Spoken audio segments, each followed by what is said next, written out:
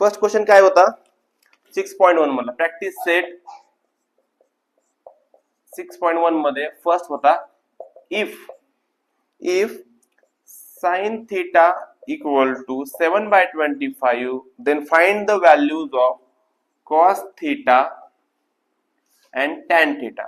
आपल्याला काय करायचंय sin theta दिले आणि cos theta आणि tan theta काढायचे. तर आपल्याकडे एक आयडेंटिटी आहे we know.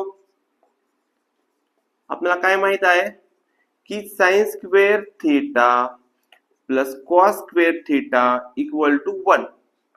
त्यामध्ये आपल्याला sin theta ची व्हॅल्यू दिलेली आहे किती आहे 7/25 whole bracket square plus cos square theta equal to. आता याच्यामध्ये दोन मेथड्स आहेत by using trigonometric identities and by using Pythagoras theorem. तर आपण याच्याने सॉल्व्ह करू इझी आहे. तो 7 चा स्क्वेअर किती येईल 49 25 चा 625 plus cos square theta equal to 1. मग जेव्हा हे प्लस व्हॅल्यू तिकडे गेल्यावर काय होईल minus. So cos square theta equal to 1 as it is आणि प्लस 49/625 तिकडे गेल्यावर काय होईल मायनस. मग एलसीएम काय येईल काय नाही डिनॉमिनेटर मध्ये काय असतं 1 असतं. So 1 into 1 625 cross multiplication 625 minus 49 त्याचा येईल सबट्रॅक्शन 576 divided by 625 हे आहे cos square theta. पण आपल्याला काय पाहिजे cos theta. So taking square root on both side cos square theta चं काय येईल cos theta 576 कशाचा स्क्वेअर आहे 24 चा आहे सर आणि 625 5 चा म्हणजे स्क्वेअर पार्ट पाहिजे आपल्याला कमीत कमी 30 पर्यंत तरी. कमीत कमी आपल्याला 30 पर्यंत तरी स्क्वेअर पार्ट पाहिजेत.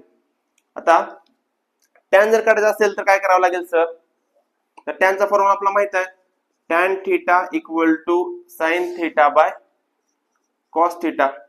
sin theta ची व्हॅल्यू आपण आताच काढली आहे किंवा दिलेली आहे 7/25 डिवायडेड बाय cos theta ची व्हॅल्यू आपण काढली आहे 24/25. सो 7/25 जर आपण डिवाइडचं जर इनटू केलं तर नेक्स्ट फ्रॅक्शनचं काय होतं रेसिप्रोकल.